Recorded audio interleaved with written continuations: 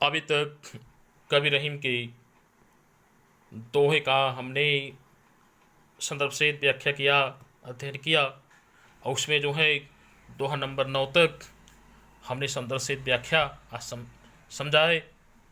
और आज जो है हम कवि रहीम के दोहा नंबर 10 के आगे, दोहा नंबर 10 और उसके आगे का देखेंगे। संदर्भ वही रहेगा जैसा कि पहले किया गया है, जिसको आप लोग देखेंगे। कदली कदली सीप भुजंग मुख, स्वाति एक गुण तीन, जैसी संगत बैठिए तैसे वही फल दीन। रहीम कवि संगति का प्रभाव, कि संगति का क्या असर होता है और कैसे लोगों की संगत में कैसा असर कैसा होता है, उसके बारे में रहीम कवि बता रहे हैं। रहीम कवि कह रहे हैं कि केला, सीप और सांप का मुख, ये तीन अलग अलग वस्तुएं। केला, सीप और सांप का मुख, इन तीनों तो अलग अलग हैं, लेकिन इसमें जब स्वाति नक्षत्र का बारिश की बूंद पड़ती है, स्वाति नक्षत्र के बारिश की बूंद पड़ती है, तब तीनों में इसके अलग अलग परिणाम होते हैं। और जबकि स्वाति नक्षत्र का बोध वही है, तो स्वाति नक्षत्र का बोध जो है जब केले में पड़ती है तो कपूर बनता है, सीप पे पड़ती है तो मोती बनता है, और सांप के मुंह में पड़ती है तो वह जहर या विष बनता है। तो रहीम में ही कह रहे हैं कि इसी तरह से जैसे स्वाति नक्षत्र का बोध तो सभी के लिए समान था, लेकिन उसने जैसी संगत को ग्रहण किया वैसे ही अलग अलग जो है उसने उसका परिणाम दिया। हमने देखा कि केले में स्वाति नक्षत्र की वही बूंद पड़ी तो कपूर बना, सीप में पड़ी तो मोती बना, और सांप के मुख में पड़ी तो विष बना। इसी तरह से जैसी संगत में, जैसे लोगों की संगत में हमारा संपर्क होता है, हम रहते हैं, वैसे ही हमको फल मिलता है, यानी कि वैसे ही हमारा स्वभाव हो जाता है। अब अगला दोहा, तरुअर फल नहीं खाते हैं, सरवर पिय ही न पान, कही रहीम पर काज हित संपत्ति सचही सुजान।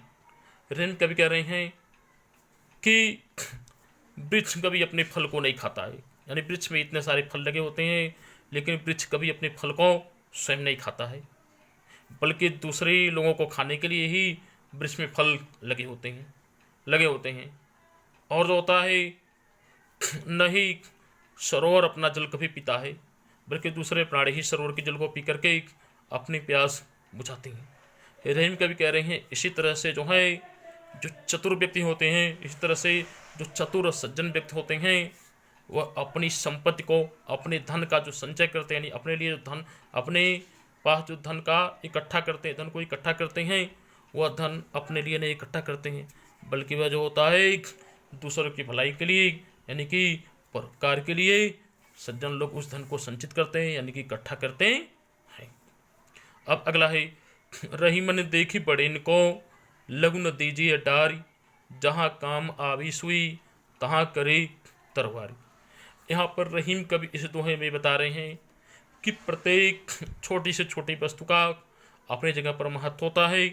जहाँ पर जिस छोटी वस्तु का उपयोग होता है, यानी कि जरूरत होती है, वहाँ पर हम किसी बड़ी वस्तु से उसके कार्य को नहीं कर सकते हैं। और रहीम इसको समझाने के लिए तलवार और सुई का उदाहरण दे रहे हैं। तो रहीम यहाँ पे कह रहे हैं कि जो है कि बड़े व्यक्तियों को देख करके, यानी कि बड़े लोगों को, समाज के बड़े लोगों को देख करके छोटे लोगों की कभी अवहेलना नहीं करनी चाहिए। यानी कि समाज में छोटे बड़े सभी सम्मान के प्राप्त हैं।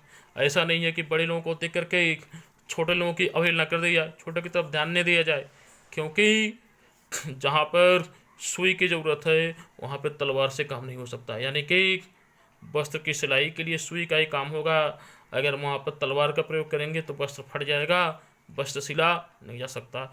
इसी तरह से जहाँ पर छोटे व्यक्तियों की ज़रूरत होती है, जिस काम के लिए छोटे व्यक्तियों की ज़रूरत होती है, उस काम को बड़ा व्यक्ति कभी नहीं कर सकता है। अतः सभी का यथास्थान यथा जगह सभी का सम्मान है, सभी को सम्मान मिलना चाहिए। अब अगला, यो रहीम सुख होत है बढ़त देख निज गोत, ज्यों बड़ड़ी अखिया रखी आखिन को सुख होत। रहीम कह रहे हैं कि अपने बढ़ते हुए परिवार को देख करके, अपने बढ़ते हुए परिवार को देख करके, यानी कि अपने परिवार में बढ़ते हुए कुटुंबियों की संख्या देख करके उसी तरह से सुख होता है जैसे बड़ी बड़ी आँखों को, जैसे अपनी बड़ी बड़ी बड़ी आँखों को देख करके, किसी की बड़ी बड़ी आँखों को देख करके अपनी आँखों को बहुत ही सुख मिलता है। यानी कि अपने लोगों की उन्नति जो है हमेशा सुखदायी होती है। अब अगला है, रहीमन ओछे नरंते तजो बीर अरुप्रीत, काटे चाटे स्वान के दुई भांति विपरीत। रहीम कब कह रहे हैं कि जो ओछे लोग हैं, यानी कि जो दुष्ट हैं, दुष्टों की संगत कभी भी जो है लाभकारी नहीं होती। यानी कि दुष्टों की संगति हमेशा बुरी होती है। चाहे दुष्ट प्रेम करे तो भी व्यक्ति का बुरा होता है, और चाहे दुष्ट बैर रखे तो भी व्यक्ति का बुरा होता है। यानी कि दुष्ट अगर प्रेम करेगा तो भी वह बुरी सलाह देगा, जिससे प्रेम करेगा उसको बुरी सलाह देगा, उसको किसी न किसी संकट में उसको फंसाएगा। इस तरह से जो है सज्जन का नुकसान होगा, और दुष्ट अगर बैर करेगा तो सज्जन का हमेशा अहित करने की ही सोचेगा। कैसे? जैसे कि जो कुत्ता होता है वह जो है अगर प्रेम करेगा, कुत्ता अगर आपसे प्रेम करेगा, आपका पालतू रहेगा, तब भी वो आपको चाटेगा, प्रेम से चाटेगा, और उसके शरीर के जो है सारे खतरनाक वायरस जो हैं, सारे खतरनाक जीवाणु जो हैं आपके शरीर में प्रवेश करके आपको रोगी बना देंगे। अगर कुत्ते से आप बैर करेंगे, कुत्ते को मारना चाहेंगे, तो भी कुत्ता आपको दौड़ करके काटना शुरू कर देगा, जिससे तब भी हमारे शरीर में बीमारी लग जाएगी। यानी कि इस तरह से हमने देखा कि दुष्ट रूपी कुत्ते से प्रेम करने पर भी जो है बीमारी मिलती है, और उससे बैर करने पर भी जो है बीमारी मिलती, अपना नुकसान होता है। इस नाते दुष्टों से सदैव दूर रहना चाहिए, न तो उनके निकट जा करके उनसे प्रेम करना चाहिए, और न ही उनसे बैर बढ़ाना चाहिए, यानी कि उनसे कोई भी संबंध नहीं करना चाहिए। तो आज कवि रहीम का दोहा समाप्त हुआ। कल से हम जो है अगला भाग देखेंगे, अगला पाठ देखेंगे। तब तक के लिए जो है आप लोग इस दोहे पर चिंतन मनन करेंगे, इसके संदर्भ से इसकी व्याख्या को समझेंगे, इसको अपनी कॉपी में नोट करेंगे, और जो है इसके लिए जो भी होमवर्क दिया जाएगा, एग्री कर दिया जाएगा, उसको आप लोग करेंगे। तब तक के लिए धन्यवाद।